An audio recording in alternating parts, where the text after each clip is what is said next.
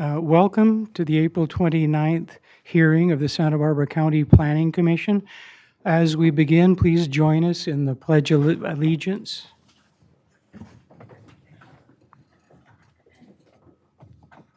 I pledge allegiance to the flag of the United States of America and to the republic for which it stands, one nation, under God, indivisible, with liberty and justice for all. Mr. Villalobos, could you please make the TV coverage announcement? Yes, thank you, Mr. Chair, and good morning to the Commission and everyone else for joining us today. Planning Commission hearings are televised live on County of Santa Barbara Television, CSB-TV, Channel 20 at 9 a.m. in the South Coast, Lompoc, San Ynez Valley, San Maria, and Orchid areas. Rebroadcast of Planning Commission hearings on Fridays at 5 p.m. on CSB-TV, Channel 20. Today's hearing will also be streamed live on the county's website, as well as the county's YouTube channel, and will be available for download in a day or two. Shall I move on to roll call? Please. Great. Commissioner Cooney. Here. Commissioner Ford. Here. Commissioner Park. Present. Commissioner Martinez. Here. And Chair Reed. Here. Thank you. Could we please go to the agenda status report? Good morning, Chair and members of the Commission. In regards to the status of our agenda today, we have two items on our standard agenda. The first item is the handrail for a footpath. Very exciting item on that one. And then we'll move to item number 2, which is a housing development project in Los Alamos. And staff and the applicants are ready to present on both of those items. Chair, I can move the projection report if you would like. Please. Our next scheduled hearing is on May 6th. On that date, we had continued the utility scale solar amendment project, and that will be here in Santa Barbara. Again, that's May 6th. After May 6th, we canceled the 13th, and so we will not reconvene again until May 27th, and that will be here in Santa Barbara. And we have the continued item of Chick-fil-A, and then we also have the Stanford Farms Trust appeal of the Terrell parcel map. And then after that, we will be reconvening on June 3rd in Santa Barbara. Two items on that. We tentatively placed the B-Rock Quarry investing determination, and then the 5-year capital improvement program on that one. And then on June 10th, we'll be in Santa Maria for a tentative parcel map in the San Ynez area, and then a development plan permit transfer for the Santa Maria Asphalt Refinery. Again, June 10th is in Santa Maria. And then we will be back in Santa Barbara on June 24th for the airport land use compatibility plan and consistency amendments. That concludes the projection report, Mr. Chair. All right, thank you. Now, normally in our agenda, we would proceed now to general public comment, but due to the unusual nature of our proceedings today, we're going to go directly to Planning Commissioner's informational reports.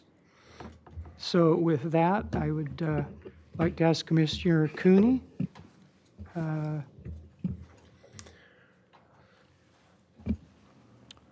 Thank you, Mr. Chair. I do appreciate having you adjust the agenda, as it would take a long time if we didn't. But most of you know by now that this will be my last meeting on the Santa Barbara County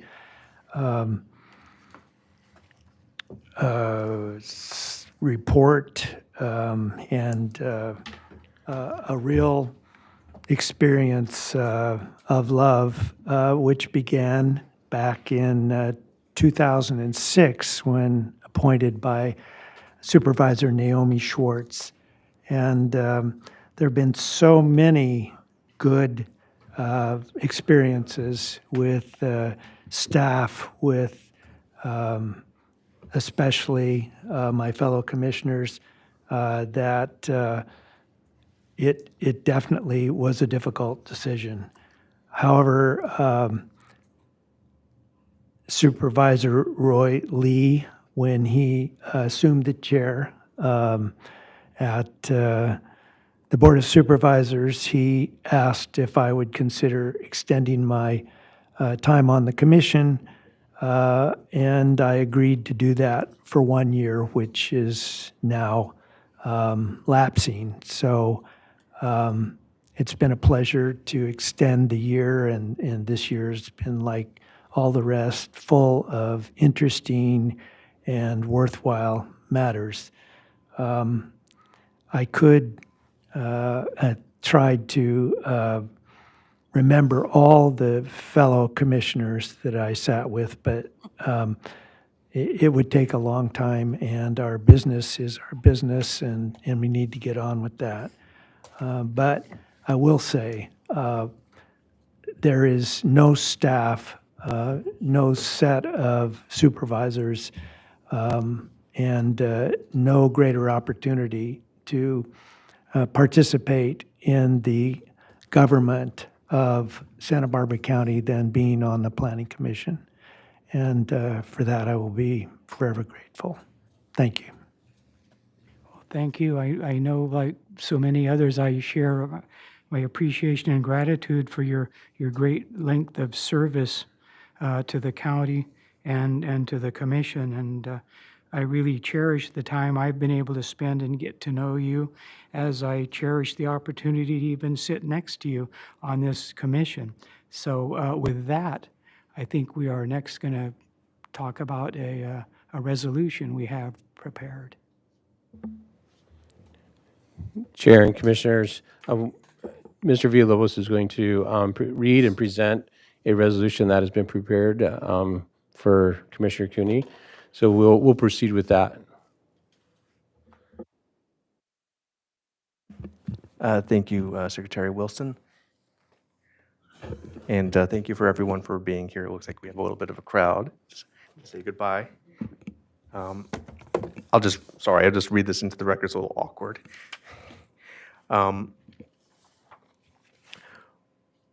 Whereas Michael Cooney has provided exemplary and faithful service to 4 different board members in the 1st District for nearly 22 years, beginning in 2004, with review of the El Capitan Campground CUP revision at his first hearing, and countless other energy, long-range planning, and development review projects along the way.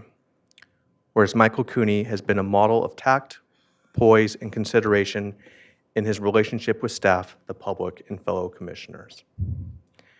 Whereas Michael Cooney continued to provide leadership, perseverance, and stability during COVID-19 time of Planning Commission hearings hosted remotely. Whereas Michael Cooney's deliberations on projects always involved making sure that the proper level of environmental review was being applied with a certain suspicion of notices of exemption. Whereas Michael Cooney strived to weigh and balance the concepts of the residents of Carpinteria and surrounding areas as he thoughtfully and deliberately considered permits for cannabis operations. Whereas Michael Cooney, in his various comments, questions, and deliberations, has been concise and efficient in communication, whether in probing for facts or providing insight and guidance, and has proven a constant asset in facilitating the Commission's ability to render well-reasoned and just decisions. Whereas Michael Cooney always made sure that no semicolon was out of place during his thoughtful and thorough review of the Commission's meeting minutes. Whereas Michael Cooney provided excellent leadership and guidance following the January 9, 2018 debris flow in the adoption of the like-for-like ordinance. Whereas Michael Cooney has provided invaluable mentoring and advice to other commissioners during his tenure. And whereas Michael Cooney has consistently led the Commission by exhibiting the highest standards of grooming, style, and sartorial splendor. We express our appreciation to Michael Cooney. Now therefore be it, and it is hereby resolved, the Santa Barbara County Planning Commission, and on behalf of staff and the citizens of Santa Barbara County, present this resolution to 1st District Commissioner Michael Cooney, passed and adopted April 29th, 2026.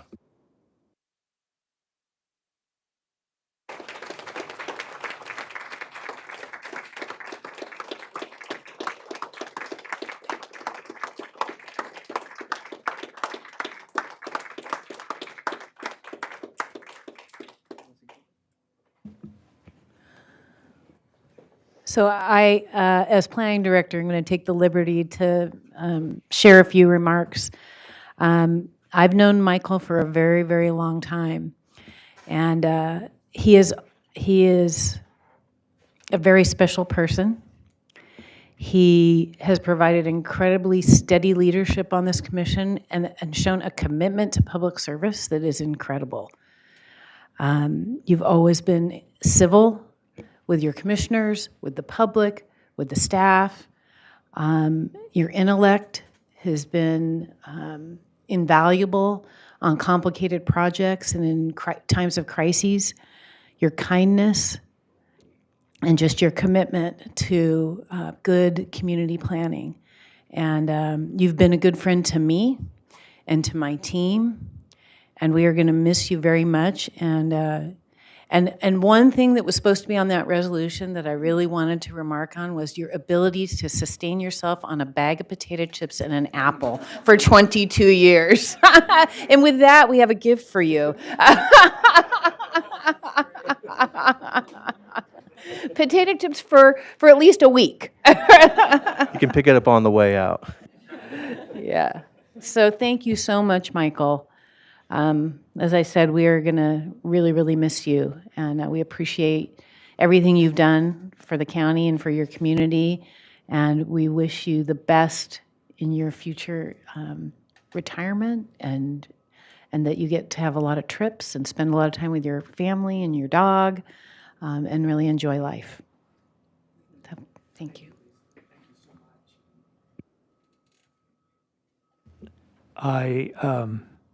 I'm moved by just the presence of all or many of the people that I've worked with on the commission and staff that I've gotten to know on the commission. You and Diane before you have been friends, and it's been a pleasure to be able to help wherever it can be given. So nobody appreciates the success of the County of Santa Barbara and its many, many endeavors. And I joined that group, and as I said, I will never forget a single moment. Thank you. Yeah, with that, I'll invite comment from other commissioners, and then we'll afford some time for general public comment and from Supervisor Lee. Commissioners? Am I next? Yes. Well, Mike, it's been a pleasure meeting you, and you were one of the first persons I spoke to, and obviously we've been sitting next to each other these past, well, it's probably been over a year now in regards to us sitting next to each other, but you've definitely been a leader, and I recognize you as such, and I recognize that your commitment to what you're doing here today is something enviable and something that we should all look up to in regards to serving our county, our community, and just being a professional in what you do and whatever you do. And I appreciate that, and wish you the happiest future. Wishing you the best. Thank you, Vince. Commissioner Part? So I knew this day would come sometime, but I've rued the day. But one thing that I feel satisfied with is I finally get to call you something I've always wanted to call you, but thought I would hold off until you were off the commission, and that is Professor Cooney. You've taught us all a lot, and I think that it's brought intellectual integrity to the commission to serve with you. And I'm going to point to two things that are of special importance to me. You've always exhibited the belief that we have a fair process and we need to follow that process. I remember as a new commissioner not really understanding the process very well. And, you know, we think about, oh, what are my politics? That doesn't really matter. What do I like or don't like? That doesn't really matter. What really matters is look at the findings. Can we make the findings or not? And if we think that we're not going to make the findings and we're going to vote against a project, and be able to articulate why we can't make the findings. In the reverse, if we're going to vote for something, we articulate why we support the findings. And I've learned that from you, and it makes it a more satisfactory process for me, and I think it better serves the public. The other thing that I've tremendously admired is that sometimes we all get a little irritated, and sometimes we get irritated with some of the appeals that we get. That's my special source of appeal, of irritation, when something's just so groundless and silly. But you've always returned us to the idea that, it's public comment, it's the public's right to appeal, it's the public's right to comment, and we have to respect that. And I think that's very, very important. So I thank you, Professor Cooney, for the years of service together and for our years together as attorneys in Santa Barbara before either of us came upon this august body. And I remember practicing in front of you when you were on the Planning Commission, and I was still practicing. And it was funny that we'd finish a matter in the first district, and whereas every other planning commissioner in a district rushes to talk about the matters that are in their district, you would always say, well, I'd like to hear from my other commissioners, and then I'll speak. And there you go. Wish you the best. Thank you, John. Am I next? Yes. Great. Michael, although we haven't known each other for long, just about 8 months, I'm in awe of you. You are a legend in this town. You and your wife, as I think some people know, but maybe not all, received the Outstanding Couple in Service Award from the Santa Barbara Foundation. And when I read all that you accomplished, I was really filled with gratitude. In particular, of course, being an educator, your dedication to kids has made such a difference, including your long service on the Montecito Union School Board, and of course, your beloved volunteer assistant baseball coaching at my alma mater, Santa Barbara High School. Also, everyone should know that you were on the State Aid Commission, and as well as the Commission on Teacher Credentialing. And you add that to your long service on the Cancer Foundation and then the Planning Commission, is nothing short of impressive. So personally, I'm just so grateful for your thoughtful perspective every time and your gracious help and friendly outreach to me as a newbie. So basically, you're amazing. Thank you. Thank you. Well, just finally myself, I said some of it before, but I feel really privileged to have had the chance to know you and to serve with you for, 2.5 years. I think you've been a model of what my vision was of a thoughtful, considerate, well-reasoned decision maker who sits on a board or a commission such as this. Among most of the people I've ever known, you're one of the rare few that seems to be truly kind and truly have a kind of a quiet dignity about you. I think that's quite evident in your consideration of the issues before you, in your treatment of those that are before us and with whom you serve. And I really appreciate your quiet counsel and I would say, coaching as I became chair. I've only met about 2 other people that have those qualities. Sorry, both of them ironically attorneys, not you, John, but one a very accomplished patent, trademark, and copyright attorney I used to work with in San Francisco. Another a land use and energy attorney in Los Angeles, and you're the third. I mean, you just have a dignified manner of doing things and kind of an inherent wisdom that I really appreciate. So I've been honored to serve with you and honored, as I said before, to have the privilege of sitting beside you on this commission. So thank you and good luck to you. With that, I will be quiet and we'll allow just general public comment. I think we will start off with Supervisor Lee. Thank you. Thank you, Chair Reed.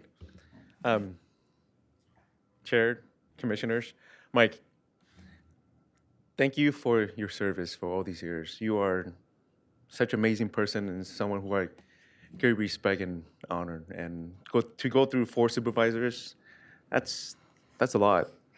Now after today, you can tell me who's your favorite supervisor, but I won't tell them the others. But I value our friendship, and we'll continue to do so.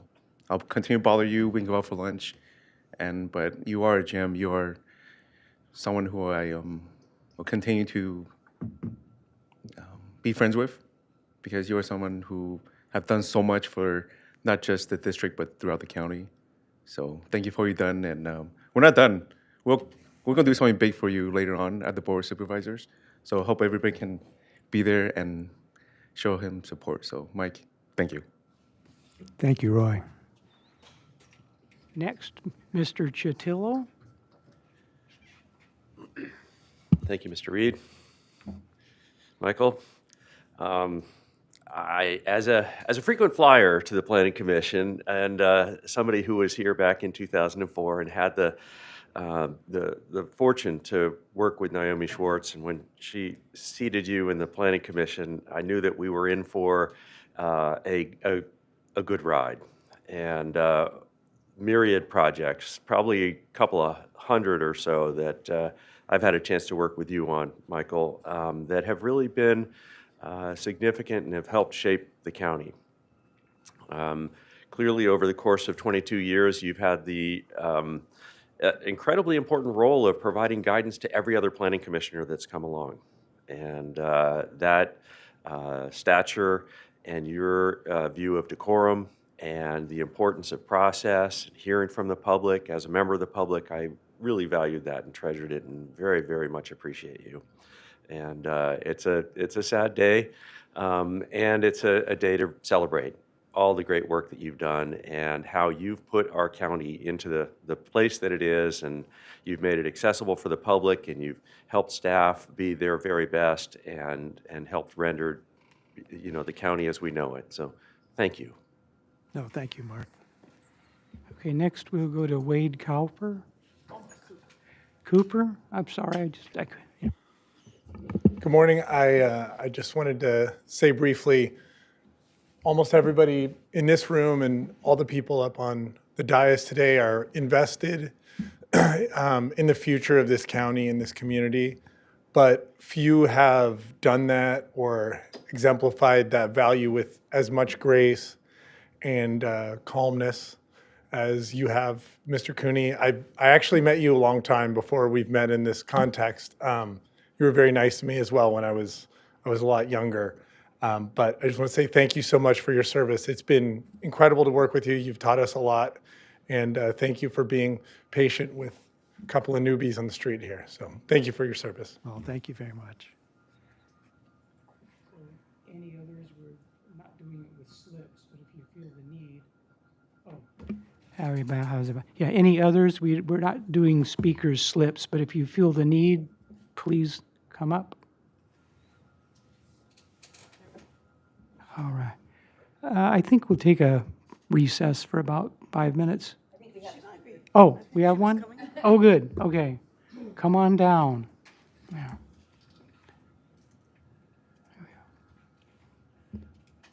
Hello. Okay, I'll add to the record. So as a staffer of former First District Supervisor and our current Congressman Salud Carbajal, I would be remiss if I didn't add his respect, admiration, and trust to this record today. So just want to thank you on his behalf and Jeremy Tittle as well, and the whole First District and the new First District and the long-term past of the whole county. So just for all your dignified work and just keeping a community sense as we work through these land use issues. So thank you so much. Oh, and thank wish you you. so Thank you much for coming. happiness and rest in your retirement. Thank you.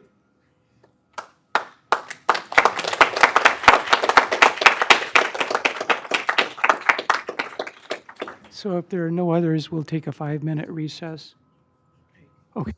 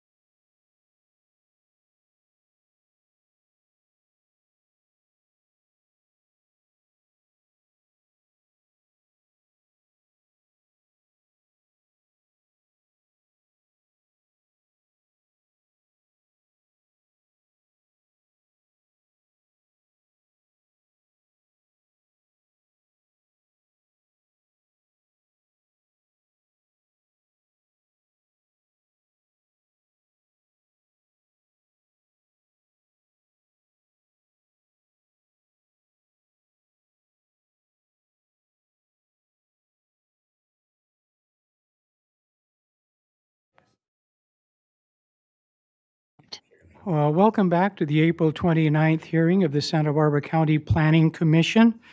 Apologize that our break was a Recording few in minutes more progress. than the 5 minutes I quoted, but there was some details we needed to handle with the departure of our colleague and friend, Commissioner Michael Cooney. At this time, I would like to proceed to general public comment. At this time, we afford the general public the opportunity to make comments on items not on today's agenda. Mr. Villalobos, do we have any requests to speak from the general public? No speakers online, and seeing no one rise in the hearing group, so no. All right, so we'll proceed to Planning Commissioner's informational reports. Do we have any informational reports from any commissioners at this time? Seeing none, I think we will proceed to the minutes of April. Recording 8th. stopped. We will proceed to the minutes of April 8th.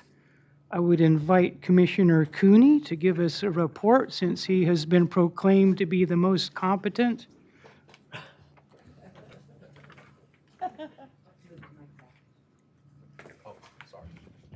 Oops.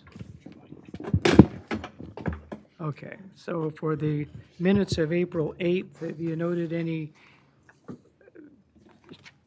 corrections, additions, or deletions? No, I might have found one, but forgot it in the review process. So I would move approval of the minutes as presented. Okay, I would be happy to second. All in favor? Aye. Aye. Okay. Now the director's report and the Board of Supervisors hearing summary. Ms. Plowman. Good morning, Mr. Chair, members of the commission. Recent actions at the board have included the budget workshops, and I'm not sure if you monitored those. It was a particularly challenging budget year with a lot of cuts to the social services and county health. So it was a tough year for the board. They had worked to restore, I think it's about 150 employees in those departments to ensure we county can deliver those services. The planning department had asked for restoration of one position, but I didn't have an expectation that we would get it, given all of the other important services we need to continue to provide. We do have a potential grant opportunity that we are seeking now that we hope could help fund the restoration of that position. So we will keep you apprised of that. So currently, the way the department fared is we did remove 2 positions that had been vacant. We left them vacant because we anticipated this was going to be happening from long-range planning. So we went from 15 available staff to 13. So what that does is just slow the work of that division. It doesn't cancel any particular project. But I will keep you apprised of our ability to get a grant, because it's not easy to get grants these days. They are few and far between. So this is related to the safety element, this particular one. And then on the 21st, we took the local preference marketing plan concept to the Board of Supervisors, and they did make a few changes to it, which I think are beneficial. They extended the amount of time that the developers have to reach out in advance to local businesses, chambers, and different associations to 12 weeks. So 12 weeks before they start marketing to the general public, they've got to make these efforts with the local organizations. They also, at the request of Supervisor Hartman, added the Santa Ynez housing market area. And there was some discussion of adding other housing market areas, but the other board members did not move forward with that concept. They have decided to keep it to those 2 housing market areas for now. It's possible that that will be expanded at some point in the future, but there was a question raised about that, and in particular in North County, and those board members did not take that up. So with those changes, we're going to be coming back. I believe it's on the 5th on the administrative agenda, and then it will go into effect 30 days after that. So I am grateful for the commission's contribution to that. I think, as far as I know, we're the only jurisdiction that has a program that attempts to address local housing for market rate units. And we're going to be sharing what we have done with other jurisdictions in the county to see if they have an interest in doing something similar. Future board items include a briefing to the board on the 12th of May, which is about increasing the number of ministerial permits. So that means basically downshifting them from a land use permit or a coastal development permit, which are appealable, down to a ministerial permit, like the permits that we grant for the housing element projects. So they are not appealable. And so the board will be giving us direction. We've given them some concepts to provide for them to consider, and then they can share whether or not they think we're going in the right direction. And then on the 23rd of June, we're taking back the oil and gas amendment to the board. The Planning Commission heard, and so they will be taking action on that day. And that is all I have today, and I'm happy to answer any questions.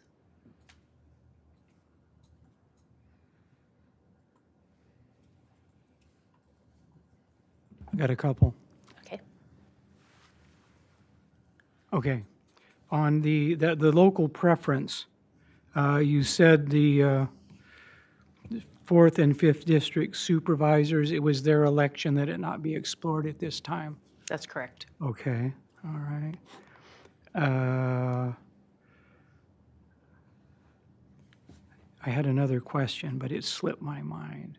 But, so that's fine. Thank you. All right. Thank you very much.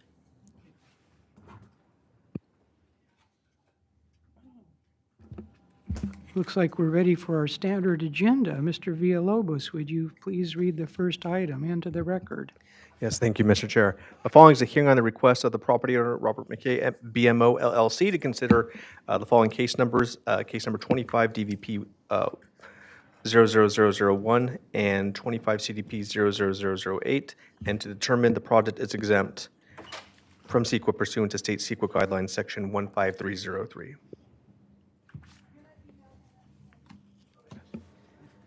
Good morning, Mr. Chair and Commissioners. My name is Veronica King, and I will be presenting the BMO LLC handrail project. The subject lot is outlined in red, addressed as 2305 Finney Street within the Summerlin Community Plan area. The figure on the left shows the site's location between Lookout Park to the west, the railroad to the north, and the Pacific Ocean to the south. The parcel is 0.34 acres and is split zoned. As shown on the figure to the right, the western half is in the recreation zone, and the eastern half is zoned R1 for single-family residential. All proposed improvements are located within the recreation zone portion of the site, with no changes to the residential area.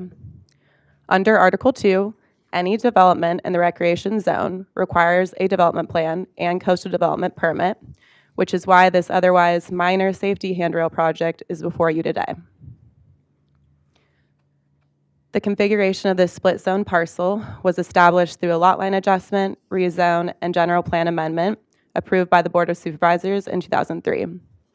As part of that approval, a development exclusion area was created on the recreation zone portion of the parcel to limit future development. Within this area, only minor accessory structures such as fences, walkways, and drainage devices deemed appropriate by planning and development are permitted. An existing private stairway is located within this development exclusion area. The stairway descends from the applicant's deck and provides a connection to the Morris Place Trail below. Notably, this feature is recognized in the Summerlin Community Plan as an existing improvement that is allowed to remain. This slide shows photos of the existing stairway. The image on the left shows the stairs descending from the applicant's deck to the Morris Place trail below. The center image shows the stairway as it ascends toward the deck. The image on the right shows the base of the stairway where it meets the Morris Place trail, looking south towards the beach. The project is a request for a development plan and coastal development permit to construct a 3.5-foot tall metal handrail along an existing private stairway to the beach. The subject lot is outlined in red and is bisected by the Recreation Zone District in green and the R1 Zone District in yellow. The Morris Place Beach Access Trail is depicted in blue. The applicant's private stairway, shown in orange, connects to the trail. The proposed handrail, shown as a dashed lime green line, will be installed along the north side of the stairway to improve pedestrian safety. On the left is the site plan showing the proposed handrail along the existing stairway, and on the right is an elevation of the handrail. The stairway is bordered by landscaping and boulders. Under the 2003 approval, any structures within the development exclusion area must be set back at least 10 feet from the Morris Place public trail and limited to a maximum height of 4 feet. The project meets both of those requirements. The blue line on the left shows the 10-foot setback from the trail, and the handrail will not exceed 4 feet in height, as shown on the right.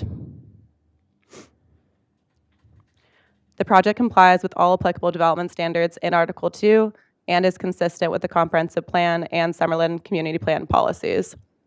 The scope of work is limited to the installation of a handrail along an existing stairway on private property. Because the work is confined to this existing stairway, there are no impacts to biological resources, no grading or disturbance to the site, and no known cultural resources will be affected. The handrail is low profile and not visible from the beach, so it will not impact public views or the visual character of the area. Overall, this is a minor safety improvement that is consistent with all applicable policies. The project is exempt from environmental review pursuant to CEQA Section 15303. The installation of a safety handrail to support pedestrian use of an existing private stairway qualifies as the construction of a small structure and is therefore exempt under this section. Staff recommends your commission make the required findings for approval, determine the project is exempt from CEQA, and approve the project subject to the conditions of approval. Staff is available to answer any questions. Thank you. Any questions? Oh, Commissioner Cooney? Not at this time. No questions. No questions? Chair and Commissioners, just a reminder, Excuse me? did we do ex parte before we did that? No, we didn't. So- Ex parte, anybody do any ex parte, any site visits, discussion with the? No? None. Okay, no ex parte. I have a question or two. We know how high the rail is. It's 3.5 feet high. How long is that from one end of the steps to the 10 feet from the trail? Chair Reed, I can double check on the actual length. It extends from the base of the, well, not the base actually, the deck area on the applicant's property down the stairway, and then it does maintain that 10 feet of separation as required by the condition of approval from the prior lot line adjustment. So I can measure that. It's not critical. I was just wondering, is it 50 feet, 75 feet? When I look at the drawing and I look at it, I can't really tell. I just for my own edification, that was a question. 50. Yeah, Commissioner Reed, it's about 50 feet. About 50 feet, okay. Yeah. And the holes for it are they going to be bored through the stone steps? So not in the surrounding? Yes, that's finish? correct. It's going to be stainless, Yes, stainless steel. polished, or dull?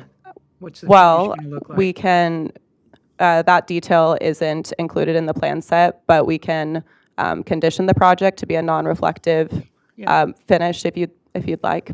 I think non-reflective would be nice. I can't, Yeah. We've seen people complaining because they see a reflection from a tile in their eye when they're drinking tea. So to me, that's the only conceivable objection. So thank you very much. Thank you.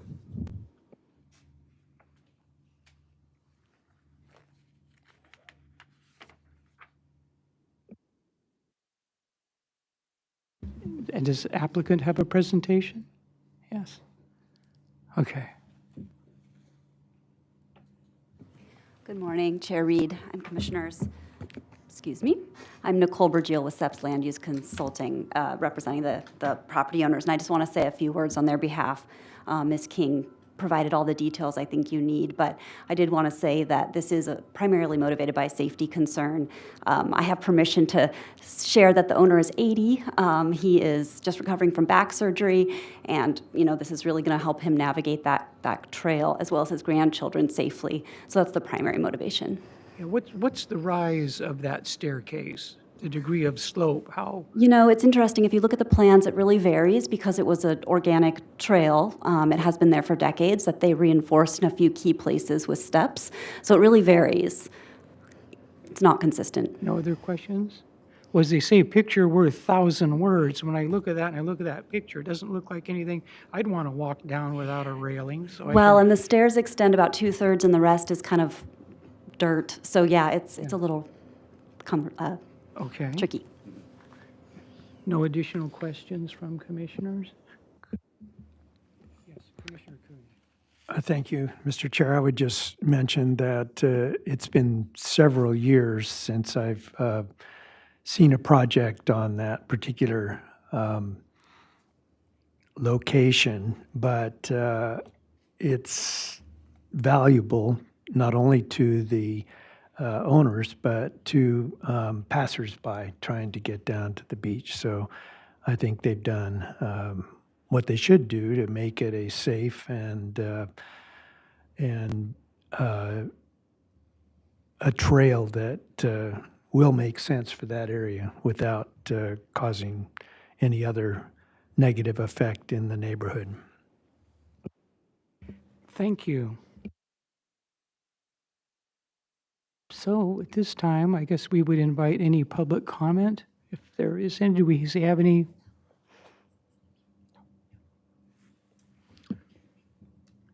Mr. Chair, no commenters online, and I don't believe we've received any physical speaker slips on this item. All right, I suppose that we will close the public portion of this and we will invite comments, deliberations from commissioners. Commissioner Ford. Oh, Commissioner Ford. Thank you, Mr. Reed. I just would say I could not help but, like you, think about the safety issue here. I know that I always like to hold on to a handrail, as I did over the weekend at the Santa Barbara Bowl.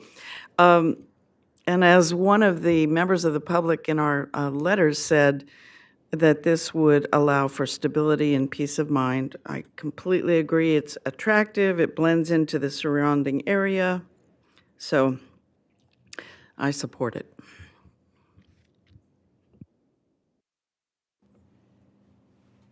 Commissioner Park. Well, I'm glad that we had such a challenging first district project for Commissioner Cooney's final day. And he'll be able to utter his immortal words about the rest of us going first and so forth. I read the report. I'm disappointed nobody invited me for a staff visit, but I'll get over that. For a site visit. Of course, safety is paramount, so it's a good idea. I support the project.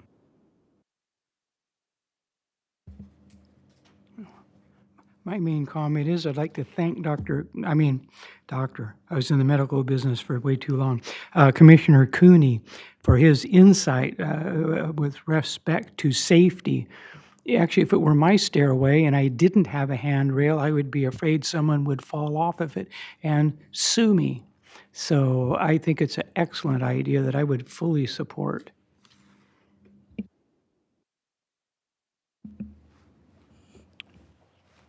Well, as a short-termer, I would like to move approval of the project as presented today.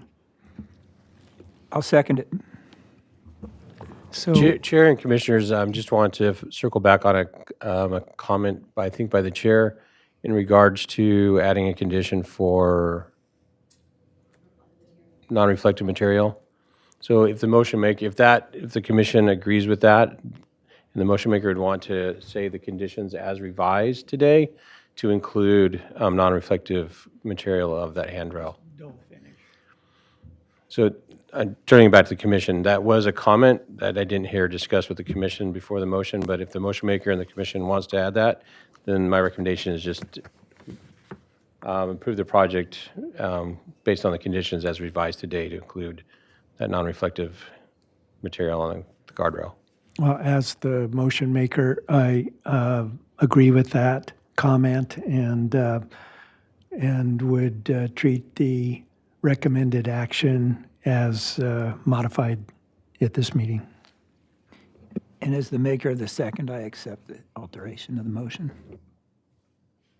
So, all in favor? Do we want to do roll call or just a mass one? We'll just do all in favor, signify by saying aye. Aye. Any opposed?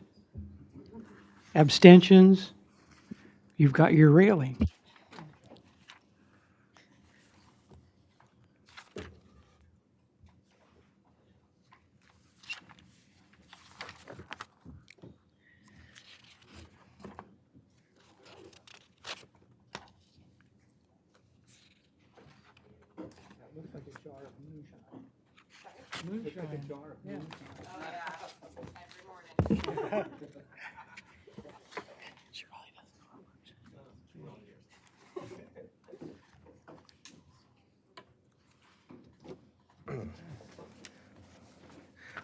Mr. Chair, while staff is still organizing themselves, should I read the item into the record?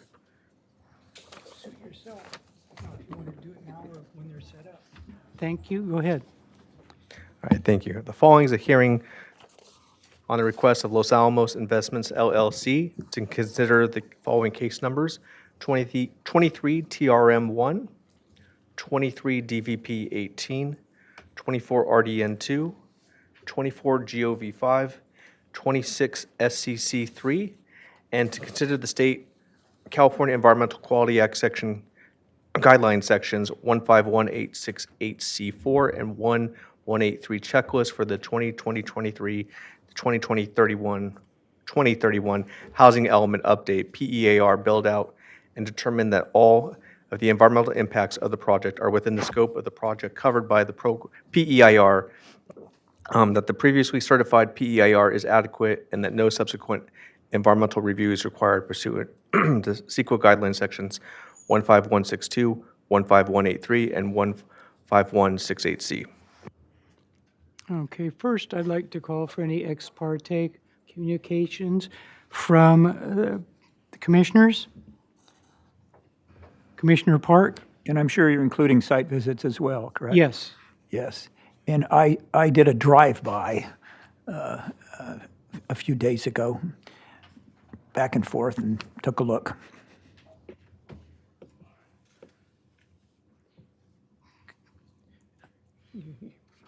Commissioner Ford, your light's on, but. Sorry. Okay. I actually, on the 14th of April, did a site visit with Ms. Jones, the applicant, and I believe a representative of the architect. I did that on the 14th. Then yesterday afternoon, after looking at the comment letters, I returned and drove around the complete site and looked at it from all aspects.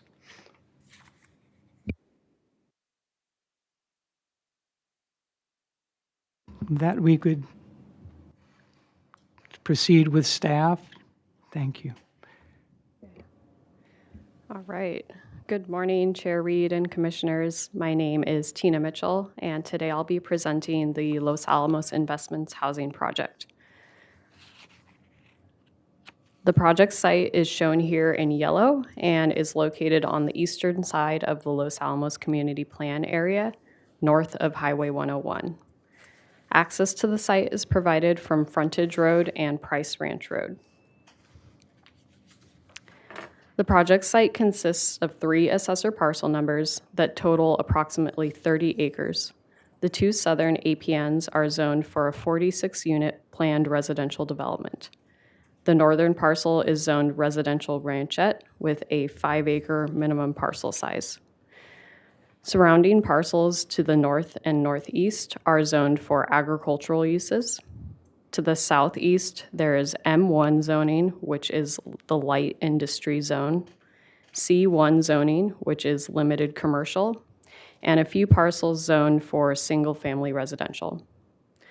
Directly to the south is Frontage Road and Highway 101, and to the west, there is mobile home plan development zoning, single-family estate residential, and then the residential ranchette. Here's a closer look at the existing project site from above.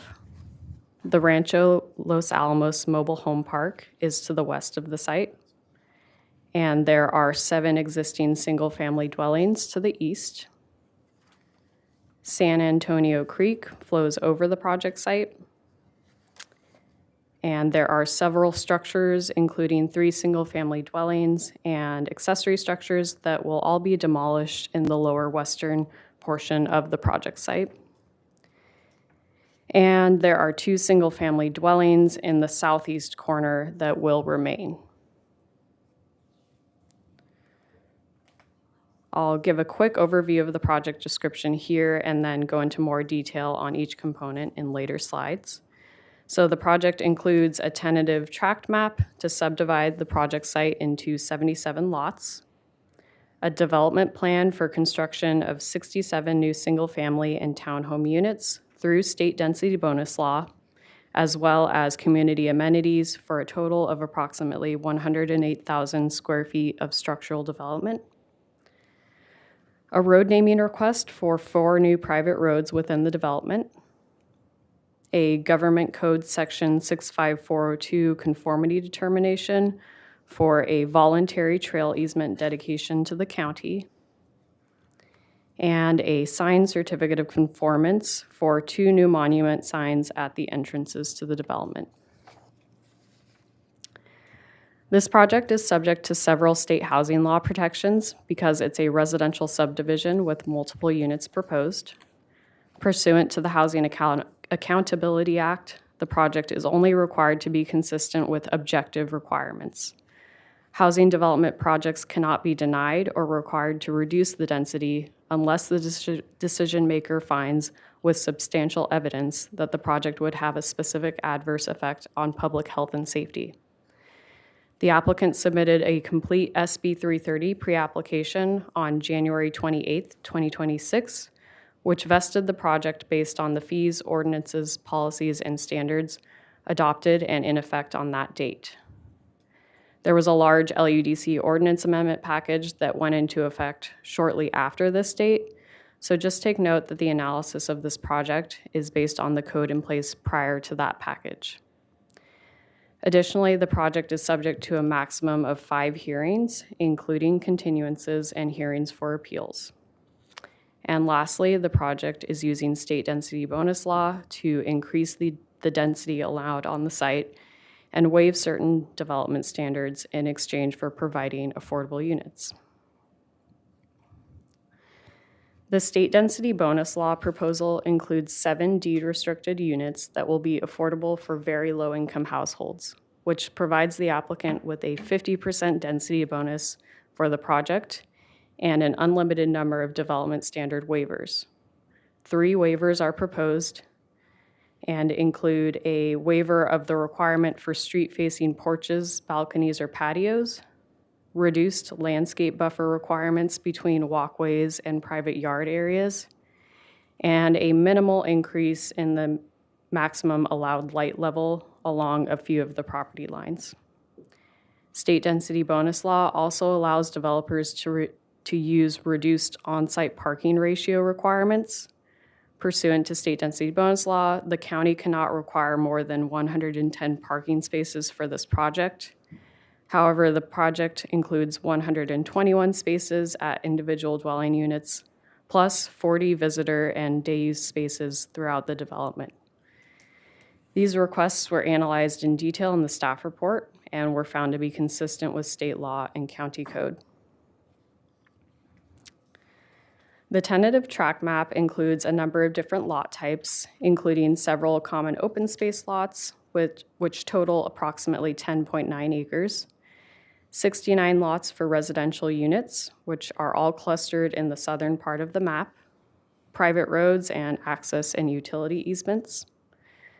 North of San Antonio Creek, Lot 72 is the parcel zoned RR5. It will not be developed as a part of the project, and it's not part of the open space calculation.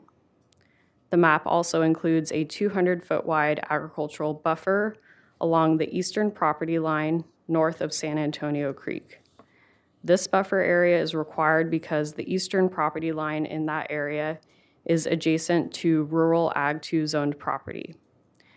No development is proposed within the buffer except very minimal landscaping near the community pool area. And the map is also showing the location of a 25-foot voluntary public trail easement to the county, and that is the subject of the 65402 conformity determination. Here's a closer look at the development plan area, which includes 67 new single-family and townhome units, 10.9 acres of common open space, which will include community gardens, landscape pathways, children's play areas, and picnic areas. Additionally, there will be a private community pool at the northern end of the development. And as previously mentioned, there are several existing structures, most of which will be demolished except for the 2 existing units in the southeast corner. All structural development is located south of San Antonio Creek in an area that's bordered to the east and west by similar residential development. Here are a couple example elevations out of the 8 different model types, just to give you an idea of what the housing will look like. There will be 24 units that are single-story and 43 units that are 2-story. The maximum height of the two-story units is approximately 26 feet, which is well below the PRD zone height limit of 35 feet. The project plans are consistent with the county's objective design standards and were peer-reviewed for consistency with those standards. This map shows the overlay areas that are on the project site. There is the regulatory floodway and then the flood hazard overlay associated with San Antonio Creek, shown in the 2 different blue colors here. Flood control has reviewed all development and drainage measures proposed with the project and confirmed that there are no health or safety concerns. No residential structures are proposed in the floodway, and those that are within the flood hazard areas comply with the requirements of Chapter 15A, which is the Floodplain Management Ordinance, and 15B, which is the Development Along Watercourses Ordinance. There is a riparian habitat buffer shown here around San Antonio Creek with the green line. That extends 50 feet from the edge of riparian vegetation along San Antonio Creek. As discussed in the staff report, a portion of the community pool area will encroach and require a reduction of that riparian vegetation buffer by about 12 feet in a very limited area.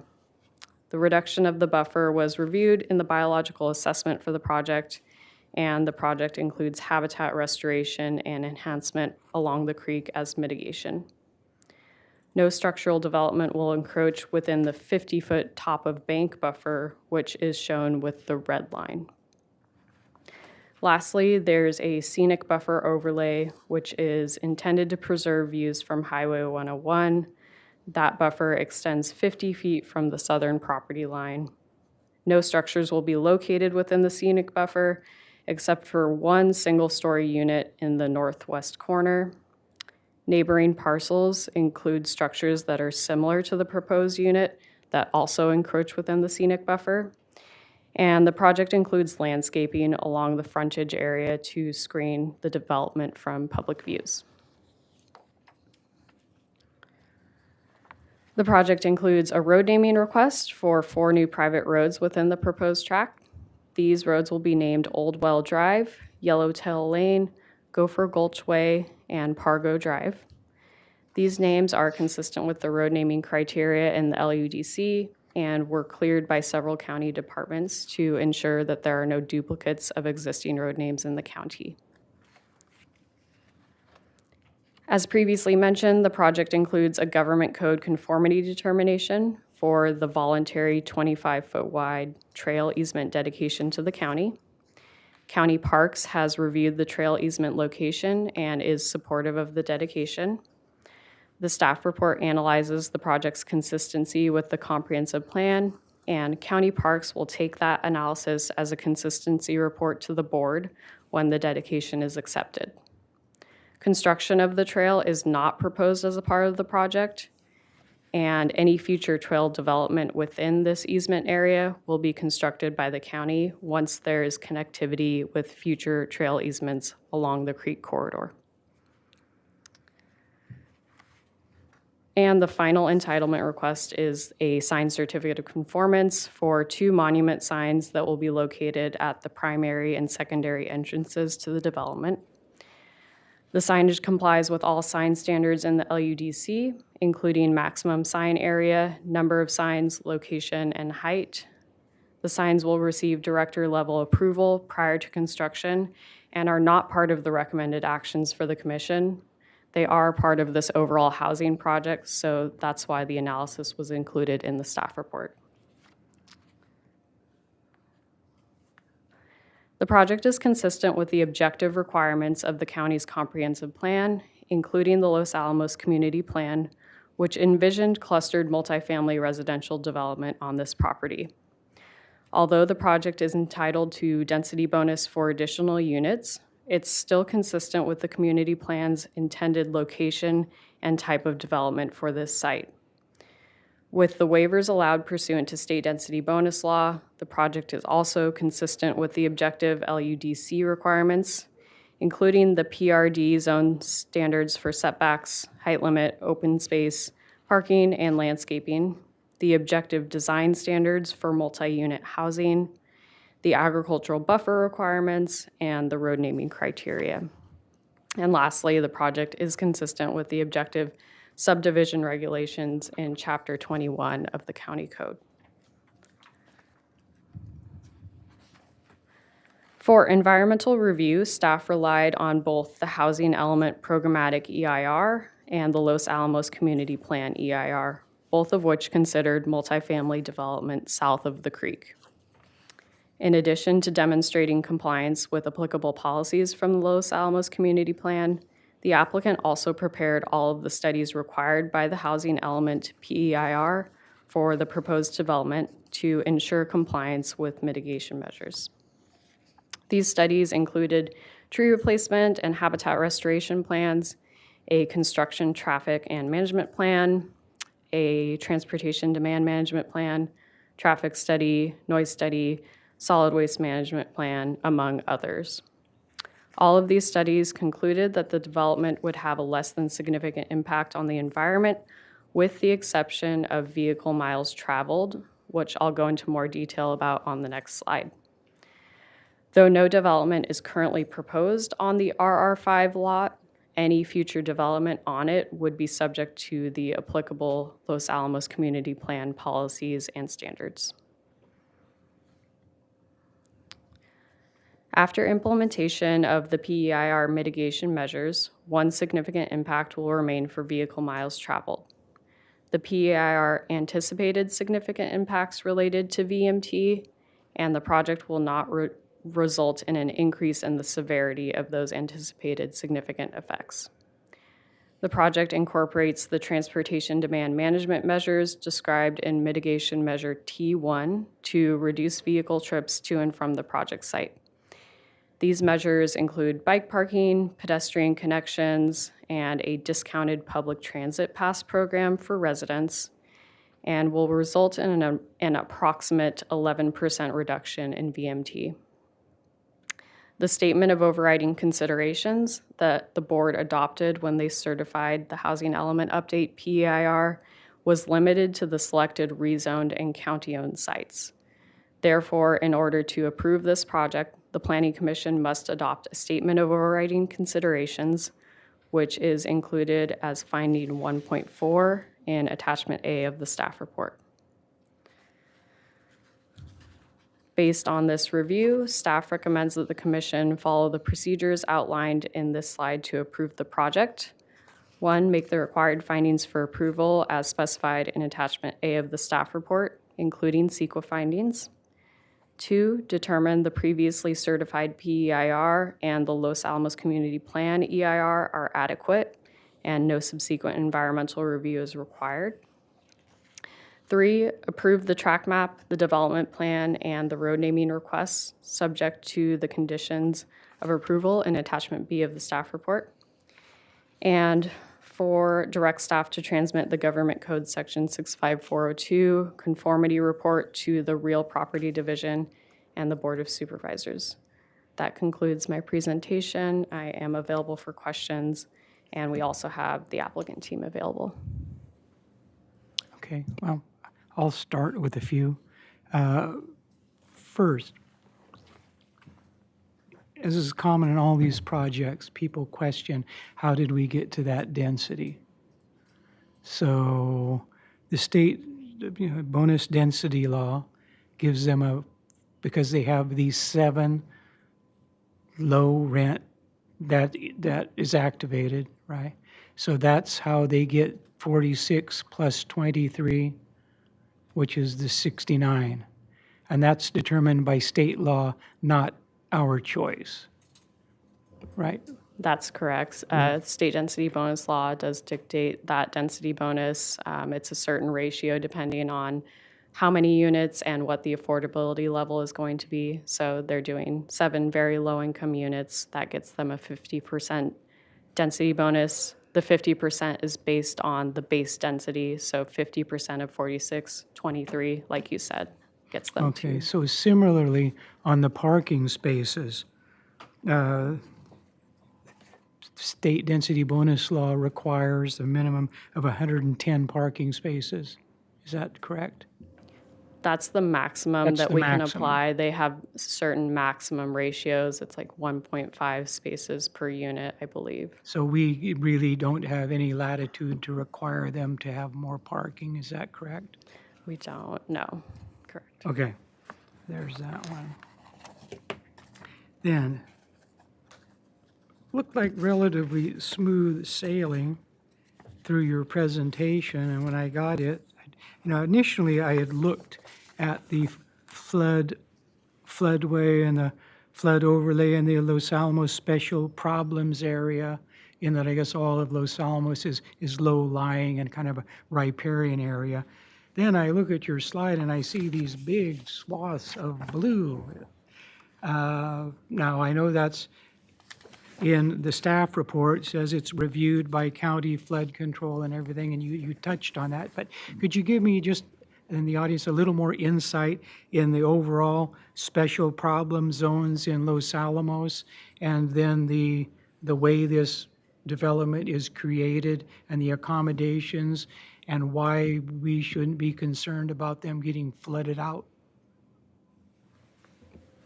Chair Reed, so yeah, Los Alamos has the special problems area overlaid, quite a bit of it, and it's all related to flooding issues. And this project, the big chunk of it is within the flood hazard overlay, which doesn't necessarily prohibit structures from being within that area. They just have to be built to meet flood control standards. And what you'll see with that is a raised foundation of 2 feet. So they are going to have to meet that within the flood hazard area. That's all stipulated in flood control's condition letter, and has been reviewed by them. The only structures and development that's within the actual floodway are non-residential structures. It's for their community pool area and the structures associated with that.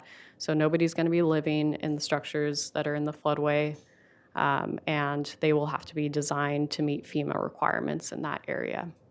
Okay, so with respect to that, did flood control's analysis, we always talk about things like 50-year floods, 100-year floods, the level of water rise, were all those taken into account in making those evaluations and judgments?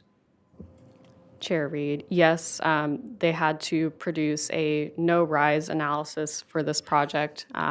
that essentially confirms that there will be no rise in the flood level during a 100-year storm. That's my understanding.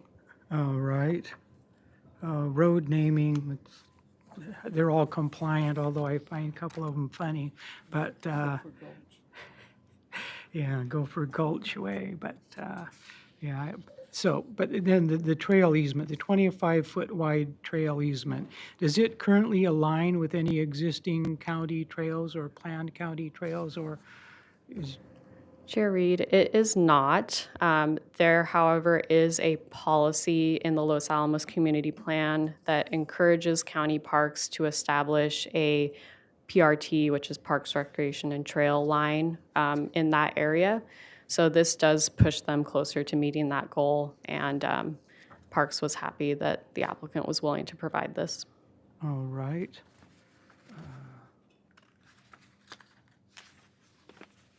And then as far as ag buffers, we did so much work with ag buffers on the AEO and things. So the ag commissioner is confident that that 200-foot buffer will satisfy all the neighbors? Chair Reed, yes, we worked very closely with the Ag Commissioner's office to review that ag buffer. It's in a good location in terms of wind direction, and all the development is, outside of that and south of it. So it was Okay. agreeable to the Ag Commissioner's office. All Yep. right, then I'd like to look at the VMT, the vehicle miles traveled. County threshold 14.8 is anticipated this project. Average vehicle mile traveled per resident will be, almost 40 miles a day. Now, is that a product that we expect them to be driving enthusiasts, or we expect it more likely they're going to be commuting to a job? There not being a tremendous amount of employment in Los Alamos. What's behind that estimate? Chair Reed, yeah, that's all in the transportation study. I do believe it accounts for some commuting, so, Okay. the workplaces within the area. Yeah, Chair Reed, members of the commission, it's largely driven by the rural nature of Los Alamos, and frankly, it's the reality in much of North County. That, the county average is, most properties in the North County are coming in above that just because of so many commuters to different Right. work sites. Okay. Thank you. Like also to look at one of the findings we're going to need to make is finding 2.1.5. That's the finding on the proposed project will not be detrimental to comfort, convenience, general welfare, health, the safety of the neighborhood, and will not be incompatible, which incompatibility is a pretty common objection we see on most of these projects. But if you look at the body of that, and this finding isn't it correct, it was vetted through county council? That's correct. In that you find this finding is subjective and cannot be used as a means to deny the project pursuant to the Housing Accountability Act. Chair Reed, yes, the language in that finding is subjective. There's no objective parts to it. We did respond, to how it is compatible, but it cannot be used as a Okay, means so to deny. just the finding that I don't like it, it is not. And then when you're looking at Los Alamos, it's quite a diverse variety of architectural styles and constructions. I think it's kind of hard to determine what fits and what doesn't. Are the streets around this, is it legal parking on all of the surrounding streets 24 hours a day? There's no parking requirements or anything like that? No overnight parking? Chair Reed, are you speaking about roads Surrounding the- outside of the development Yeah, or the within? perimeter of the Yeah, development. so Frontage Road and Price Ranch Road. I do believe those are open to street parking. I don't imagine that most residents would find that ideal to walk outside of the development. I saw it was dirt and some people had pretty Yeah. random parking patterns, so to speak. Yeah, okay. Then finally, the statement of overriding considerations. It's in your staff report, page A5. Yeah, the project's social and economic benefits outweigh its significance and unavoidable impact. Obviously increasing the supply of housing in the community of Los Alamos, including the 7 very low-income deed-restricted units, the voluntary public trail easement, et cetera. Okay, and we need to make that finding that that's true, right? I mean, that's, okay, right? Chair Reed, yes. Okay, great. All right, those are, at the moment, those are my questions. Any questions from other commissioners? Commissioner Park? Yes. I want to work through the parking a little bit, because that's one of the neighbors has raised that issue. And then I also want to get back to slide 17 on the VMTs. So let's take parking first. It's 67 new units, but there's 2 existing, right? So the 2 existing, they must have parking right now. Is their parking that they have right now included in the calculation of 121 parking spaces for the project, or is that supplemental to it? Commissioner Park, through the chair, I do believe it's included in the calculation. Okay. I don't think it matters that much. It's just for my sake of going through numbers, it could make a difference, but bear with me. So 69 units, we're limited to a maximum of 110, is that right? 110 seems more than 1.5 times 69 to me, but I don't.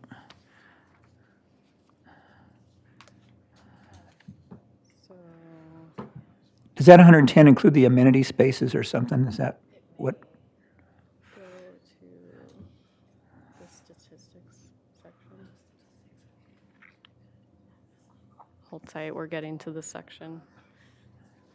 It's going to be, yeah.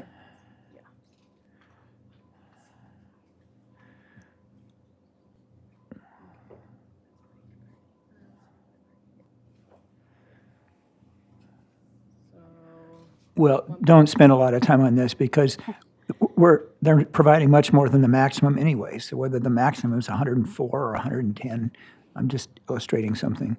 But this project, let's say there's a maximum of 110, which I think it's 104, but let's say it's 110.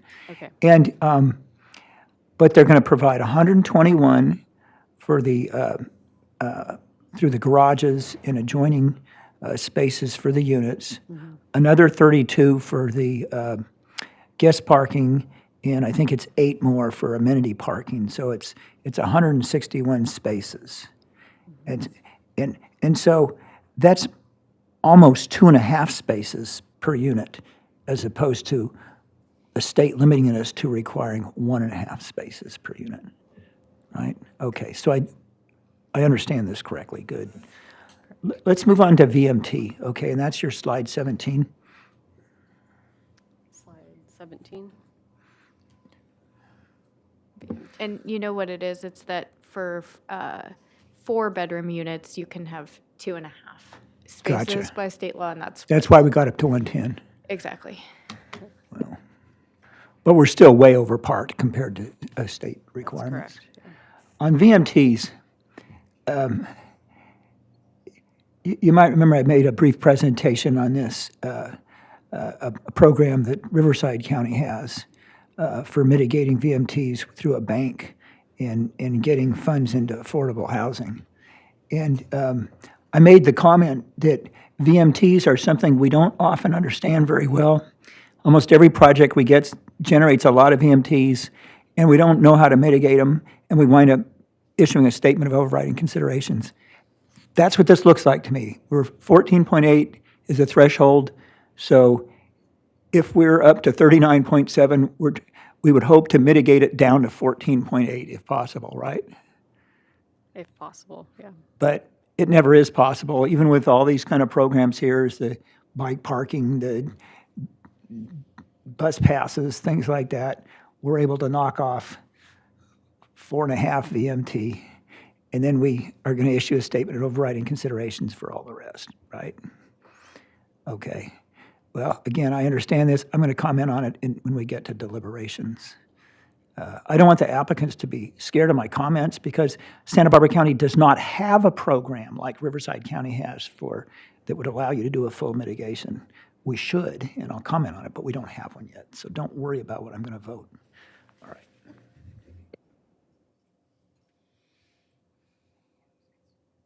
If there are no more questions from commissioners, we can go to the applicant's presentation.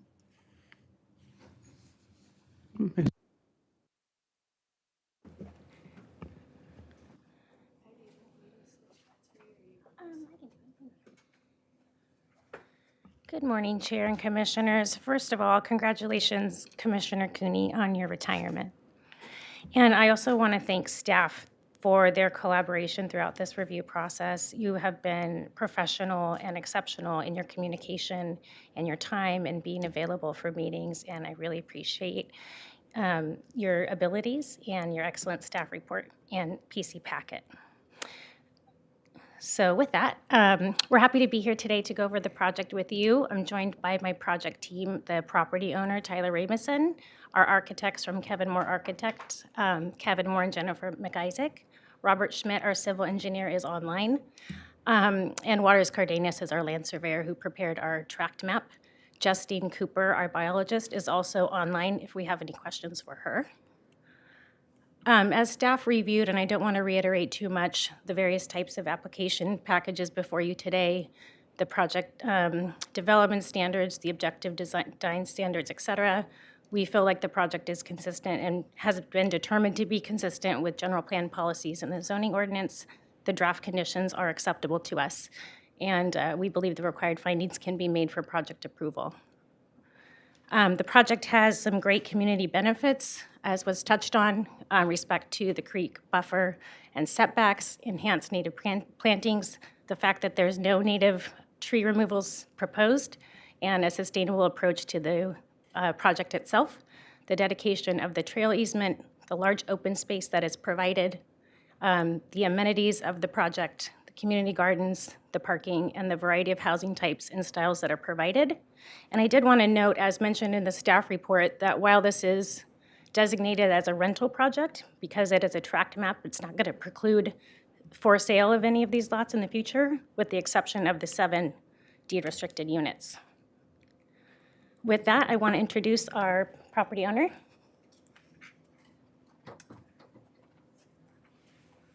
Thank you, Heidi, and thank you, commissioners and chairman, for allowing me to present the project. I'm very excited and proud of it. And before I start, I also want to thank staff. I mean, this has been a years-long process that they've worked tremendously hard on, along with my team. So just want to thank everybody for their hard work before I start. I want to tell you a little bit about myself, how I ended up here before you, telling you about the project. I'm not a big-time developer from Orange County. I'm a local kid. That's me on the right there. I don't know, 5 years old on Halama Road. And then that's me about when I was about 22, also on Halama Road, growing some pumpkins. So I grew up not far from the project site. I took the school bus from Boxing Canyon Road to Los Olivos Elementary School. Later on, I moved to Lompoc, went to Cabrillo High School. I graduated from UCSB, and after trying my hand at growing some pumpkins, I realized I would never be able to afford a home here. And I went off to graduate school and went to MIT in Boston. I graduated from there, still realized I couldn't move back to Santa Barbara. I needed to go somewhere more affordable, so I moved to Manhattan. And I started working on Wall Street, and I worked there for many years until I could finally afford to move home. So my wife and I, we moved home, and we started a family. We have 5 kids, a few of them at MUS, San Marcos, DP. And so, Santa Barbara County is my home, I started a business here when I moved back, and I realized how hard it was to get young people to come to work in Santa Barbara. First of all, it's very expensive. No one can really afford to live here. And when they get here, they realize that there's no other young people because no one young can afford to live here. So what I realized firsthand like how important housing is and providing housing to lower the costs of living here. I've lived a lot of places, and I think Santa Barbara County is the best. And my degree's in economics, and I know the best way to lower the price is to increase the supply. So I decided to, if it wasn't me, who was going to do it? So I found this property in Los Alamos, zoned for what I'm trying to do, bring housing, and we got started. And I just hope you like the project as much as I do, and that we can do our part so that the next generation doesn't have to move halfway across the country to be able to afford to live here. So, thank you.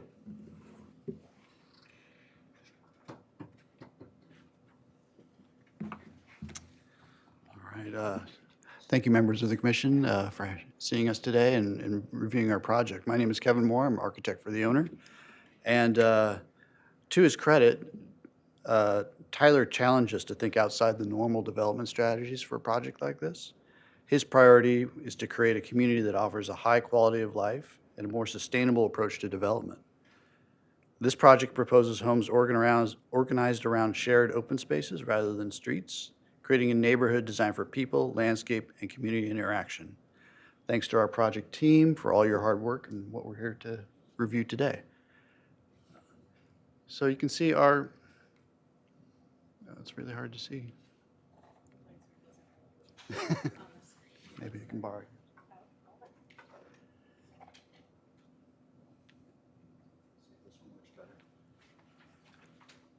No, it doesn't. Well, at any rate, you can see the light green area indicates our project. And what's interesting about this slide is that it really reveals the footprint of the development, which you can see the little houses and roads relative to the open space that's being preserved as a part of this project. So most residential developments, as you see across the freeway, prioritize the car, the houses are large, they fill up the site, there's very little common open space, and what there is very fragmented and generally, inconsequential. Adjacent to the site, we have the mobile home park to the left, and then Price Ranch Road on the right. Along Price Ranch Road, there's a collection of different housing styles and massing. The newer houses are 2 stories and have kind of a ranch vernacular to them. So our project is structured around a series of interconnected open spaces. Those key principles include homes that front onto shared greens, landscaped areas, and common amenities. Streets are secondary. Garages are located behind the units to minimize visual impact. Pedestrian pathways wind through and connect the pockets to the larger neighborhood. Small clusters of homes create identifiable pocket neighborhoods within the larger neighborhood.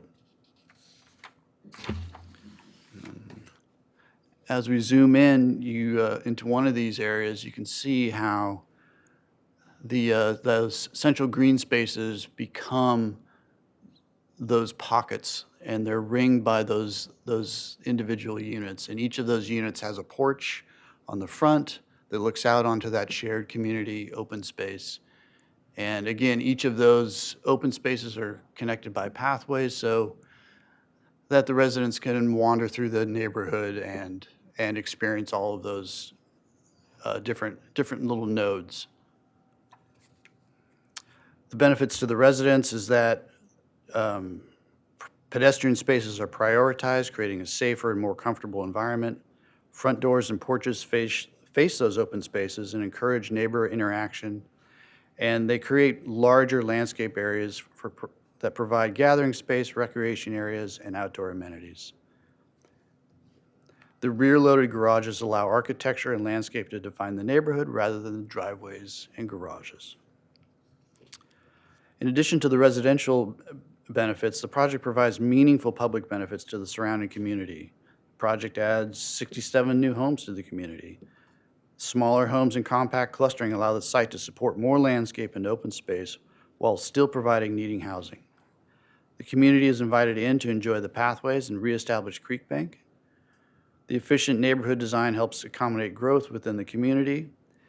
This design preserves the creek and removes significant area from development. The project reduces paved surfaces and increases landscape, contributing to reduced stormwater runoff, increased tree canopy, lower urban heat island effects, and greater permeable surface area. There's a couple more areas zoomed in throughout the project. There's the pool area along the creek and the restoration that's happening along the creek, which is really important to this project. Our little zoom in of the entries. I also wanted to talk about the neighborhood edges. So this project minimizes the garage-dominated streetscapes and instead presents continuous landscaped edges that improve the public environment experienced by neighbors and those passing by. And this is a rendering that we produced of one of the little pockets within that project. And you can see how it really just creates an intimate space that becomes, the occupants that live in these homes, it becomes theirs and they take ownership of it. They have porches that face out to it. So it becomes a really a community benefit for them, and I think a really nice place to be.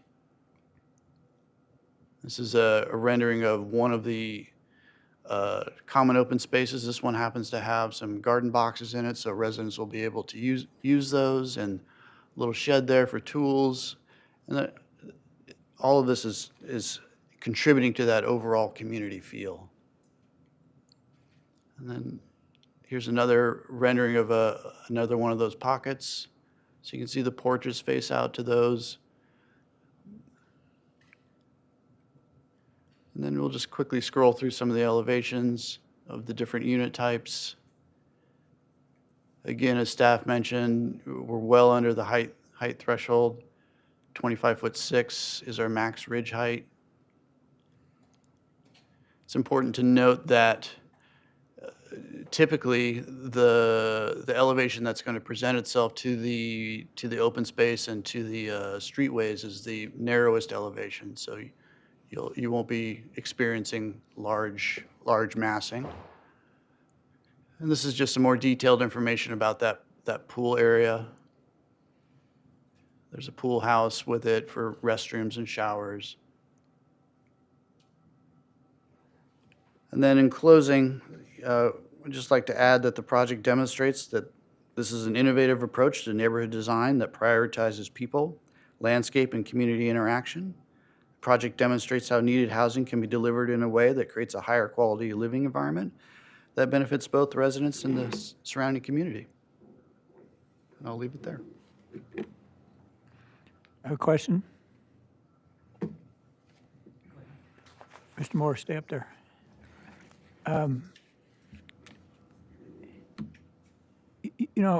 For me on the Planning Commission, we get a lot of housing cases, and we have overwhelming number of new state laws, and we face our RHNA goals, so we're always thinking about housing. And that's why I think about the project before me, but I think about what can I learn to help with the overall process. And so that's my question. So I want to give you a compliment first to kind of pay you for answering my question, and that is that I think your design fits Los Alamos just perfectly. And I'll discuss in deliberation some other great things I think about this project. But it makes me think a lot of other projects that are roughly this size, developers wouldn't have done a project like this. They'd have 10 luxury homes, okay? And they'd, sell them for $2 million apiece instead of $3 million, and they'd call it affordable by design. But this looks like it really is affordable by design. And I would presume there was some intentionality to that. And I wonder if you could tell us, in your process of designing this, what did you think of in terms of making it affordable by design? Certainly, Commissioner Park. Absolutely, and that was absolutely Tyler's intent, as he communicated earlier, that these units needed to be done in such a way that they could be priced affordably and constructed in an affordable way. As you know, construction is incredibly expensive right now. So what we've done is tried to reduce the footprint of the homes, so they're not particularly large at all. So if we can make them smaller, once you spread that over the number of homes envisioned, that cost can be brought down. So it's really creating smaller units, keeping their footprint compact as a whole, and generally trying to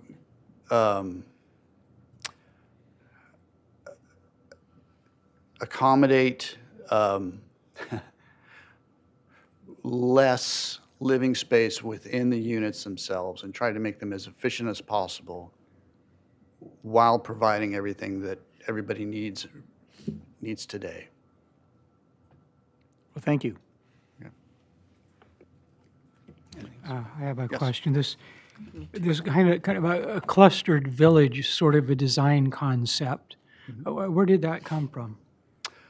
So it's it began in the Northwest.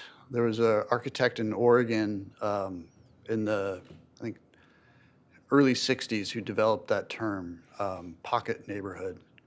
And the vision was to, as I stated, to reverse the typical situation where you drive up to your home, there's a two-car garage that presents itself, and that's really what you see and experience in the neighborhood.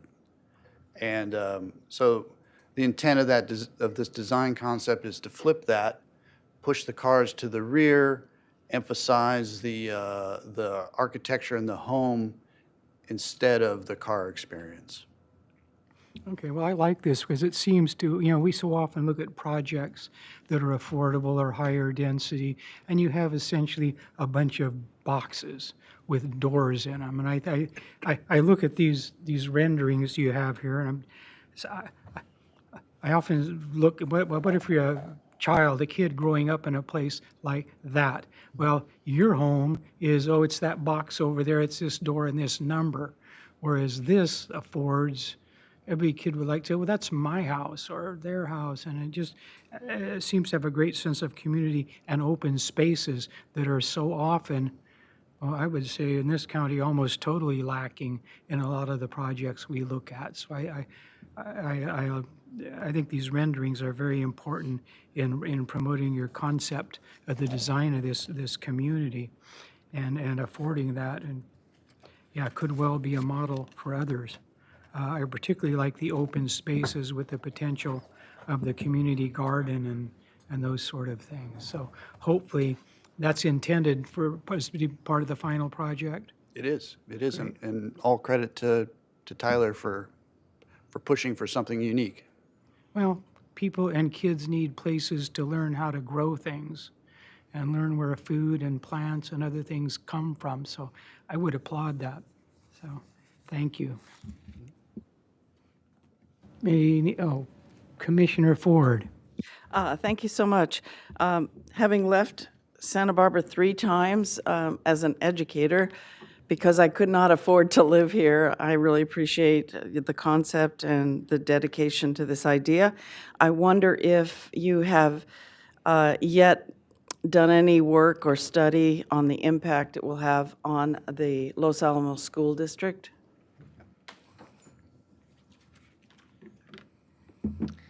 Commissioner, Heidi Jones again. I think my adrenaline spike has gone down. Yes, I did reach out and meet with the Orchid Union School District. They are actively studying not only our project, but 2 other projects in the area and their timeframes to make sure that they can absorb them and have the capacity. And it's my understanding that right now they have a low capacity, so actually having more kids come will be a benefit to them. Low So- enrollment. Exactly, yes. So I haven't heard back yet about, any feedback necessarily for our project, but I have reached out to them and coordinated with them. There is declining enrollment everywhere in the state for obvious reasons. The other question I had was that in terms of the mitigation of the car traffic, et cetera, and just the popularity now of bicycles, it looks to me like they're just 4 bike parking spaces. Just wonder if there would be some thought about adding like some near the pool and. Yeah, but we have a mix of guest bicycle parking and project bicycle parking. Oh, you do? Long-term and short-term It was spaces. just, I apologize, it's just hard for me to see it. I Sure. only saw where it was indicated once, but it's all throughout the project? Oh, there's. We can say there's on the one- record. One space for every 2 dwelling units of bicycle parking. Spread throughout. Could you say that again? One space for every? Sorry. 1 space provided at each new dwelling unit, 4 spaces for bike parking at the community swimming pool, 14 at other on-site community amenities such as the gardens, play areas, and picnic areas. Okay. Yeah, there's a variety of amenities throughout the site, including fire pits, children's play areas, the gardens you saw, and there's bike parking at each one of them. At So each it's one. scattered throughout the site. Thanks. And when you say there's 1 for each, did you say resident? So where would it be located? Is it on? Yeah, there's also Their bike parking patios, or- on the private lot of each resident. Okay. Yeah. Great, thank you. Well, excuse me, each residence has a garage, doesn't it?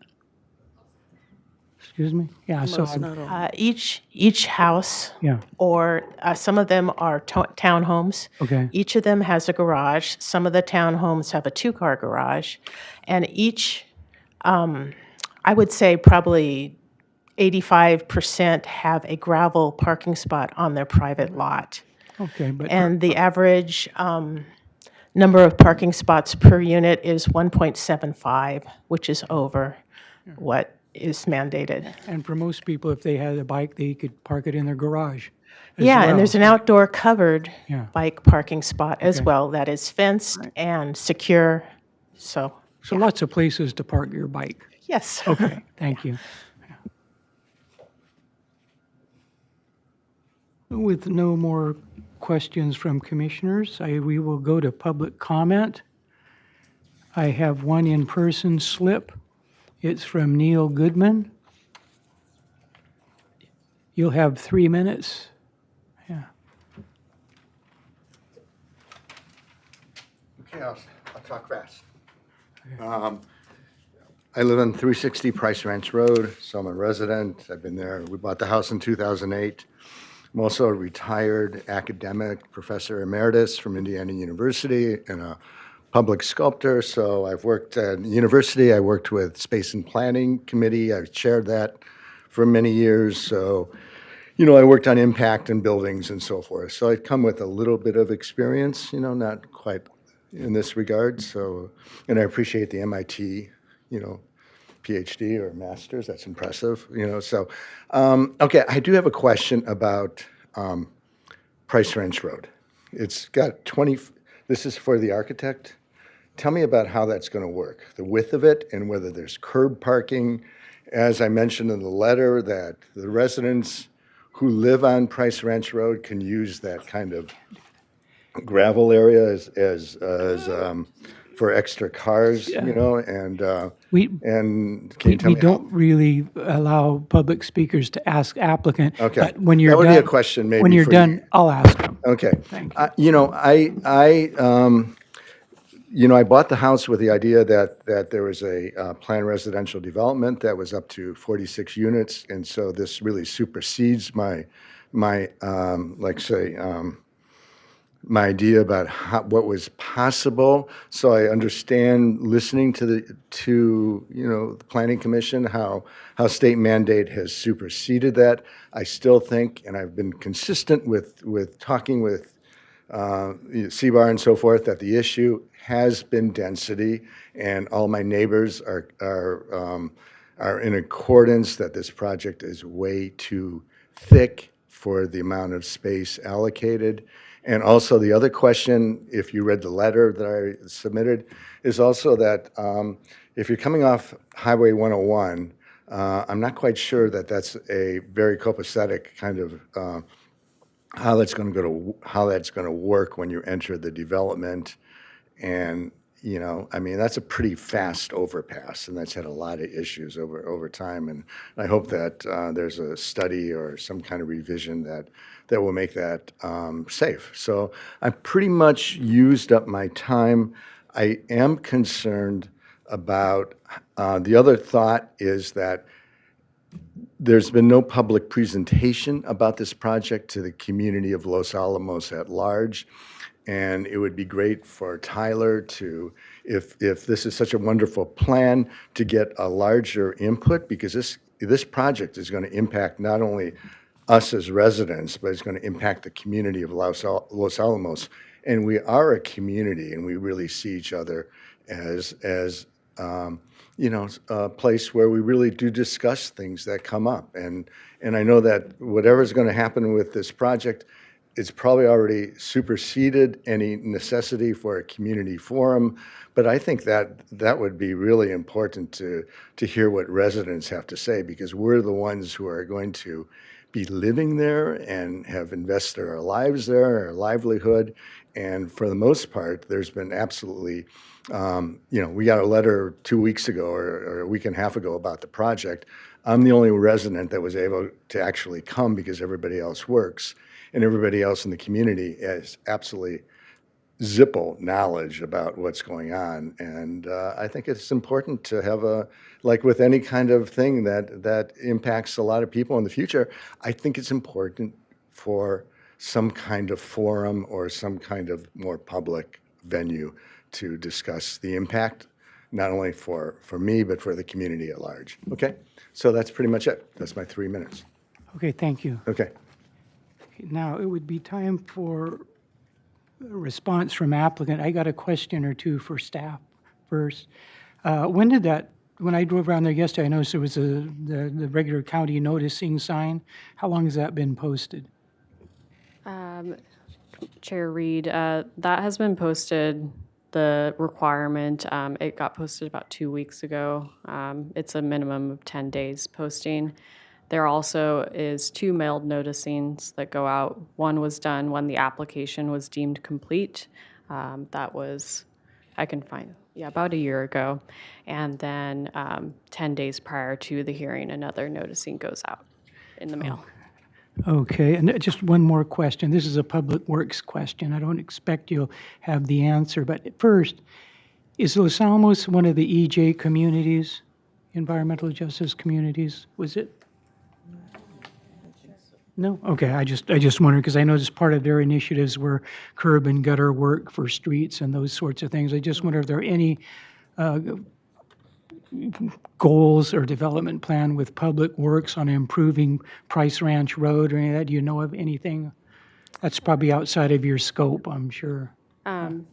Chair Reed, well, this project does have improvements proposed along Frontage Road and Price Ranch Road, and I think the applicant could probably speak to it a little more in detail, but I believe Price Ranch Road is going to be widened onto the property that they own. So it's going to have improvements, sidewalk along Frontage Road, so good pedestrian connections outside of the development.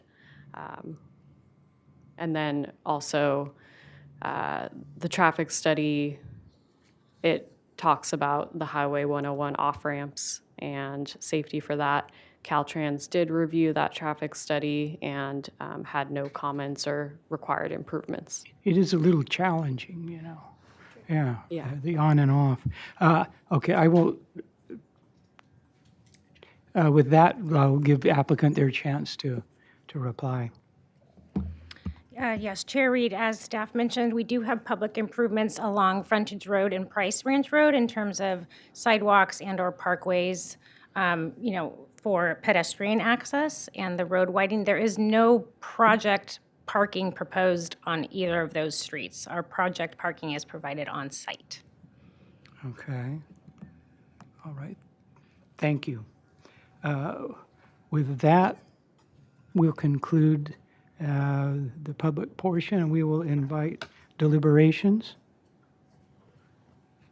Any commissioners would like to begin?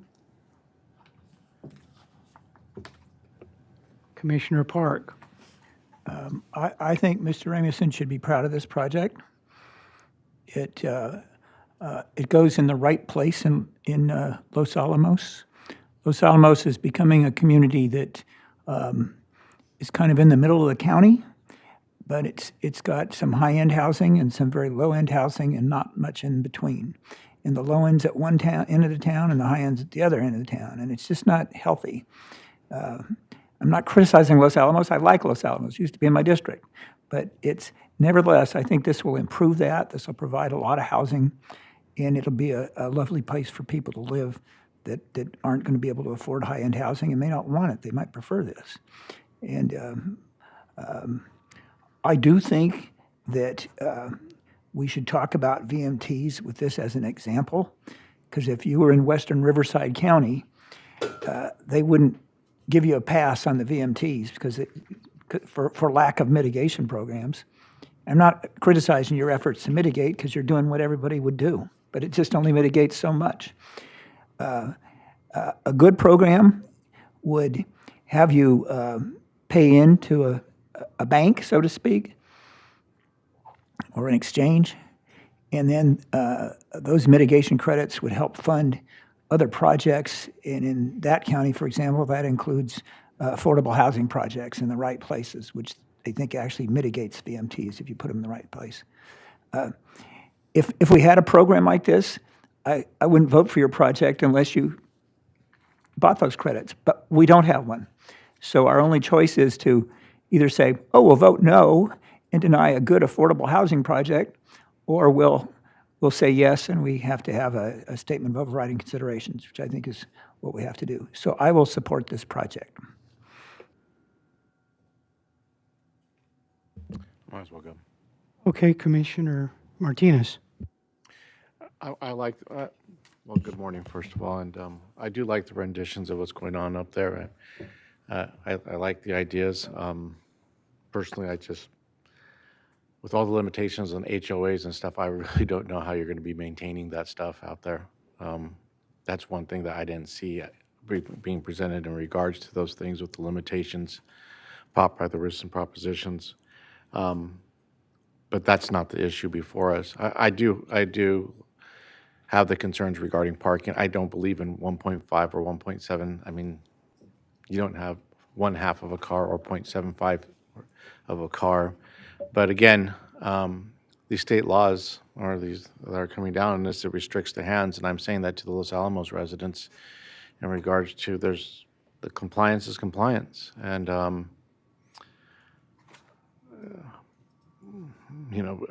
that's the square we're in. But the efforts and in regards to, I didn't hear what affordable housing is in regards to price-wise, and I don't think that's really in front of us, because I think the term affordable housing is a very, I would say probably subjective, but I'm not against the project. It just brings out issues that I have in mind regarding the laws that we're dealing with right now. Thank you.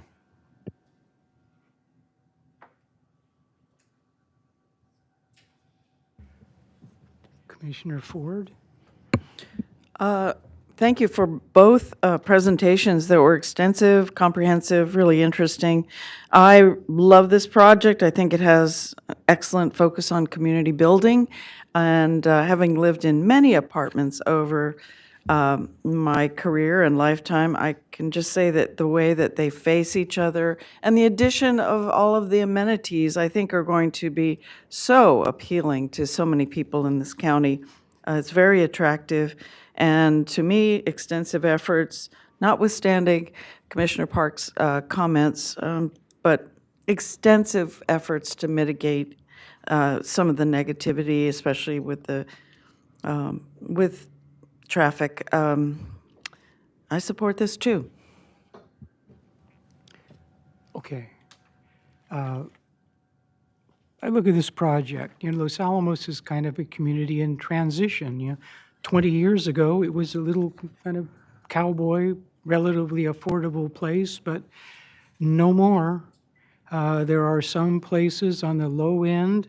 Most other housing there, if you look at prices, even older things are very high in the new developments, while very attractive, the single-family things are very high.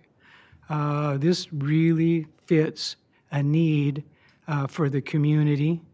I'm really impressed with the village design. Instead of the, as I said before, the mainly cuboidal sorts of grouped, clustered structures we most often see, this, I think, would have a real sense of community for the people who live there.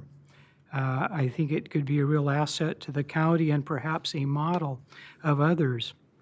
With respect to the impacts on neighbors, I realize it's going to be hard to give up essentially a large open space that you've enjoyed since you moved in until in 2008. But like the rest of California and the rest of the county, we're subject to change. Some of the change we're subject to, we don't have a great deal of latitude in modifying. And I think this will prove to be a very attractive and beneficial project, particularly with reference to the potential sorts of developments that could come in. We're not this one given a chance to proceed. So I just think it'll be of great benefit. I applaud the design, the concessions in terms of the dedication of the path, the remaining open space. So what I would like to do is forward a motion to approve it, to take the recommended actions given on page 18 of the staff report.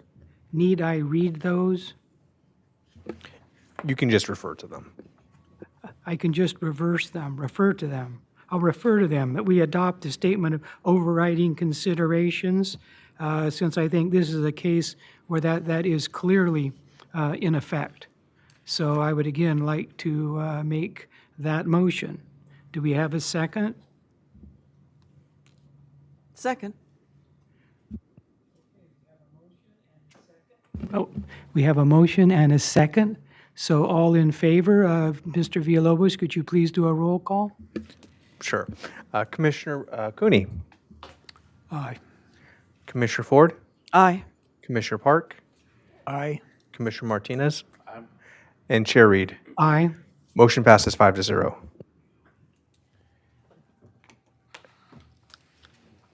Chair Reed, there's a comment I forgot to make I'd like to make. Well, we'll accommodate you. Go ahead, Commissioner Park.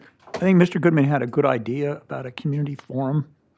I think that's just always useful at any stage. And I think that you should talk to the applicant about it, and then you should both talk to Supervisor Nelson's office, and they can help you coordinate that if you all think it's a good idea. I didn't mean to ignore that. It's a good idea. With our business concluded, hearing will now be adjourned. We will return on May 6th. All right, thank you.